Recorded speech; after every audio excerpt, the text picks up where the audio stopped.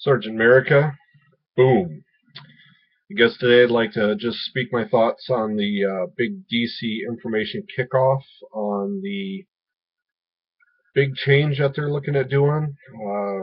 They're looking at getting rid of half their books, getting half all new number ones, or I guess sometimes it's a lack of information that we have that makes a idea or choice like this tough. Um, I'm not entirely sure if every single one is going back to number one. If we're looking at it's not a full reboot, but they're opening up the idea of what it is. So it'd be nicer if we were given a little bit more information. If that's the idea that is that they're trying to increase readership, I would think that for those who are invested into the company, people that have thrown a lot of dedication, love, and dollars into it, that maybe they'd want to give a little more information. I really feel like comic book shops have been screwed recently with Marvel doing a big kind of reboot, and now DC doing this whole idea on change. People who have pull lists, people who are avid collectors, and the store itself doesn't know what the change is that's coming.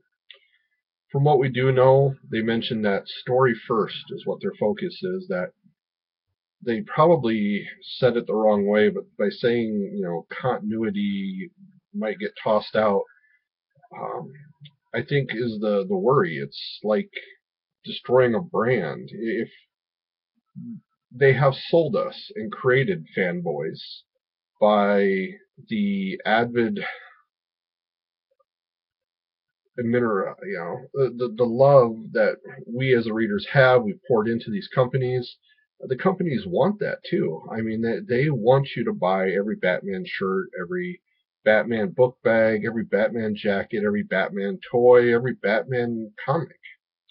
And that was the tough part, is for those devoted fans who were buying all four comics and would find the continuity errors between the four, or things would get released before or after when they should be because there's multiple books running. The company was getting tired of maybe editorizing it, trying to get these grand sweeping plans, making these big September gestures every year. So with the focus of throwing out the continuity, it is scary for a collector. You have a character that you've invested, that you've enjoyed, you've read, and the idea that they might change it or give it to a reader who is not invested, a writer, sorry, who's not deeply invested, um, as some previous ones have been. You end up with sometimes interesting twists, but sometimes you end up with people who ruin an idea. We've seen in the very, very early stages, Batman carried a gun, but after they really worked through the character, there was the explanation on why he wouldn't have a gun. Being that his parents were shot down right in front of him, seeing what firearms can do, is what makes us upset when they put guns on his vehicles in the movies. That's where we've seen these attempts at story over continuity. And when we see these things, I mean, it upsets us that we lose the little pieces that we think that form the puzzle that we have seen laid out before us. That a character is a certain way. There's an idea, an ethos, a pathos on why they do these things. So it does upset us if a writer comes in who doesn't care for these things and miswrites um, a belief that this character has had forever without a deep and good understanding, without backing it with some thought. Um, by putting in, shock value into a comic, I think is probably one of the worst things we've seen. To make Batman a serial killer, to make him insane.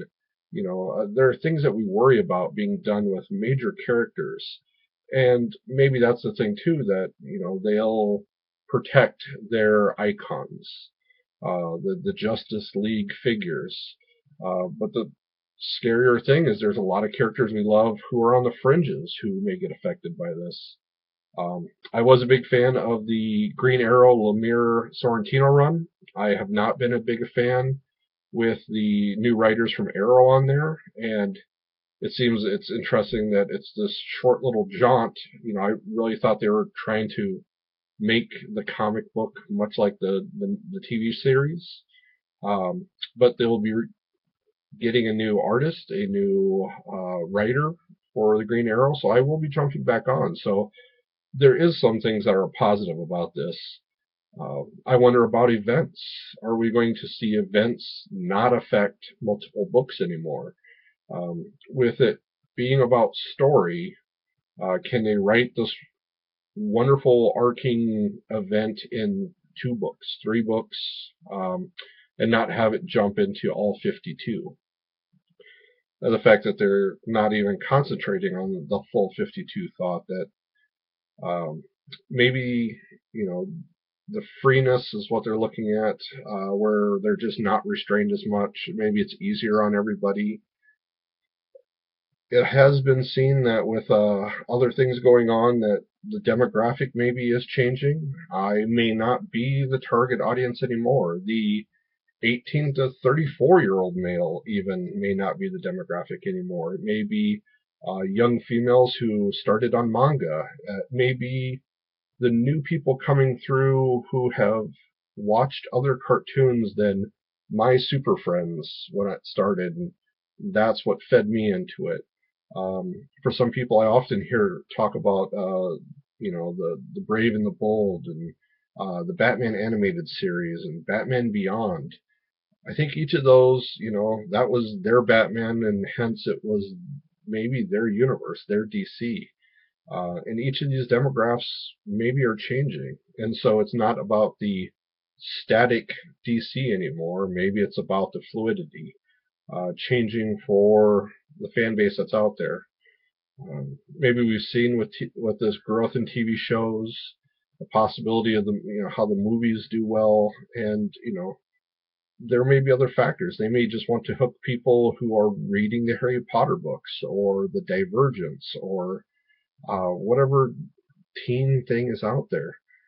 They may not be looking to the demographic that I was, and they are looking to the future. I guess I'll embrace that. I will read the DC that I like. I will look forward to new things. I am a little bit more Marvel, as you can see, more than DC, but I have definitely enjoyed my share of DC. Marvel is doing its own thing too, where maybe it is both these companies have seen this change. And I hope maybe the change that they've seen is in independence, because that seems to be the way that I and many others are going. So I would also say to you, if you're not reading independence, go. Read independence.